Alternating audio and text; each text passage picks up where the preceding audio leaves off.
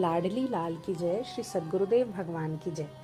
स्वामी रामसुख दास जी महाराज द्वारा लिखित शरणागति में प्रेम संबंधी विशेष बातों में हमने प्रेम भक्ति के 4 प्रकार यानी दास्य, सख्य और वात्सल्य और माधुर्य में से 3 प्रकार पढ़ लिए थे।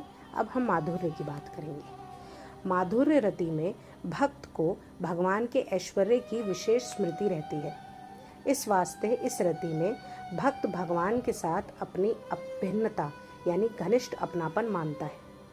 लोग प्राय माधुर्य भाव में स्त्री पुरुष का भाव ही समझते हैं, परंतु यह भाव स्त्री पुरुष के संबंध में ही होता है, यह नियम नहीं है।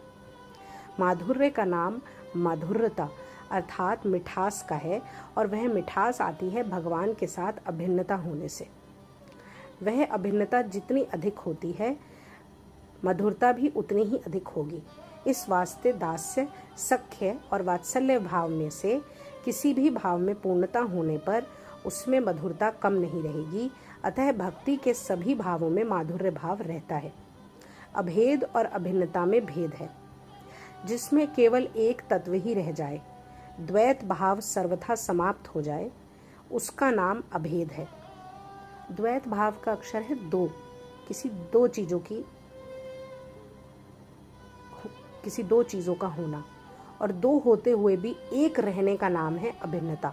जैसे 2 मित्रों में भीतर से घनिष्ठता होने से अभिन्नता रहती है। अभिन्नता जितनी गाढ़ होती है उतना ही माधुर्य रस प्रकट होता है।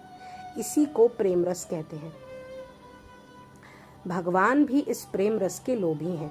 इस प्रेम रस का आस्वादन करने के लिए ही भगवान एक से अनेक रूपों में हो जाते हैं। एकाकी ना रमते। अभिन्नता मानने से उनके लिए सुखदायी सामग्री जुटानी है, उन्हें सुख आराम पहुंचाना है, उनको किसी तरह की कोई तकलीफ ना हो, ऐसा भाव बना रहता है। प्रेम रस अलौकिक है, चिन्मय है। इसका आस्वादन करने वाले केवल भगवान ही होते हैं। प्रेम में प्रेमी और प्रेमास्पद दोनों ही चिन्मय तत्व होते हैं। कभी प्रेमी प्रेमास्पद बन जाता है और कभी प्रेमास्पद प्रेमी हो जाता है। इस वास्ते एक चिन्मय तत्व ही प्रेम का आस्वादन करने के लिए 2 रूपों में हो जाता है। प्रेम के तत्व को ना समझने के कारण कुछ लोग सांसारिक काम को ही प्रेम कह देते हैं। उनका यह कहना बिल्कुल गलत है, बड़ी भारी भूल है, क्योंकि काम तो 84 लाख योनियों के संपूर्ण जीवों में रहता है और उन जीवों में भी जो भूत प्रेत पिशाच होते हैं उनमें काम सुख भोग की इच्छा अत्यधिक होती है, परंतु प्रेम के अधिकारी जीवन मुक्त महापुरुष ही होते हैं। काम में लेने ही लेने की भावना होती है और प्रेम में देने ही देने की भावना होती है। काम में अपनी इंद्रियों को तृप्त करने, उनसे सुख भोगने का भाव होता है और प्रेम में अपने प्रेमास्पद को सुख पहुंचाने तथा सेवा परायण रहने का भाव रहता है। काम केवल शरीर को लेकर ही होता है और प्रेम स्थूल दृष्टि से शरीर में दिखते हुए भी वास्तव में चिन्मय तत्व से होता है। काम में मोह यानी मूढ़ भाव रहता है और प्रेम में मोह की गंध भी नहीं रहती। काम में संसार तथा संसार का दुख भरा रहता है और प्रेम में मुक्ति तथा मुक्ति से भी विलक्षण आनंद रहता है।